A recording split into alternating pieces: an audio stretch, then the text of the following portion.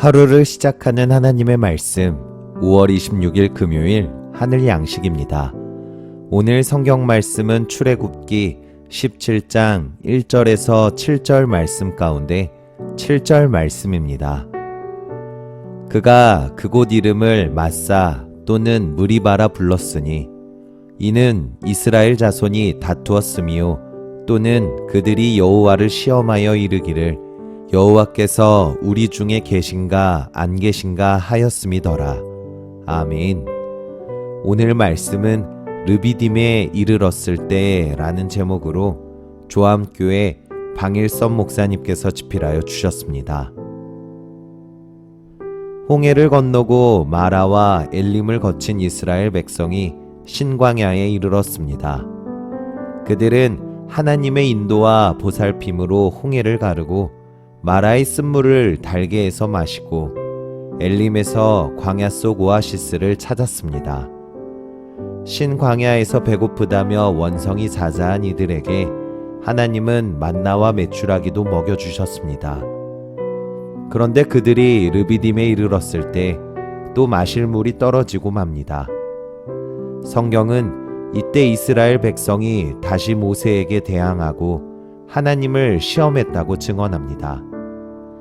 하나님의 말씀에 순종해 이곳까지 인도했는데 백성은 모세를 인정해 주기는커녕 문제가 생길 때마다 원망합니다. 그러니 모세 입장에선 얼마나 억울했을까요? 얼마나 하나님이 원망스러웠을까요? 그러나 모세는 그 상황에서 원망하거나 불평하지 않고 기도합니다. 그리고 마침내 기도의 응답을 듣습니다. 내가 저기 호렙산 바위 위에서 너희 앞에 서겠으니 너는 그 바위를 쳐라. 그러면 거기에서 이 백성이 마실 물이 터져 나올 것이다. 오늘 말씀을 보면 하나님의 응답에는 두 가지 요구가 있습니다. 첫째, 백성 앞을 지나가라고 하십니다. 지금 백성은 원망에 들끓어 모세를 죽이려고 아우성인데 그들 앞을 지나가라는 것입니다. 모세로서는 얼마나 걱정이 되고 두려웠겠습니까? 이처럼 하나님은 단순히 문제 해결뿐만 아니라 그 문제를 통해 우리를 더욱 담대한 용사로 훈련시키시는 분임을 깨달아야 합니다. 둘째, 반석을 치라고 하십니다. 이해할 수 없는 명령입니다.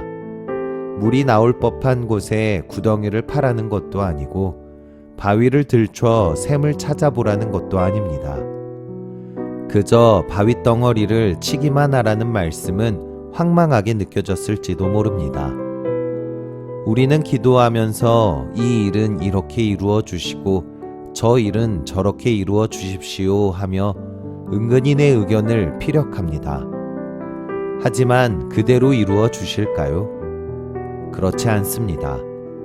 왜냐하면 자칫 하나님이 하셨다고 생각하지 않고 내가 했다고, 내가 의도한 대로 되었다고 교만에 빠지기 쉽기 때문입니다. 모세처럼 원망도 불평도 없이 그저 하나님께 문제를 아뢰고 하나님의 방법에 따라 문제가 해결되기를 기다립시다. 하나님은 문제보다도 나의 보잘것없는 생각보다도 한없이 크신 분이십니다. 여러분, 순종의 길에서 만나는 문제들을 여러분은 어떻게 해결하고 있습니까? 바라기는 오늘도 하나님의 말씀에, 하나님의 방법에 그대로 순종하시는 저와 여러분들이 되시기를 간절히 소망합니다.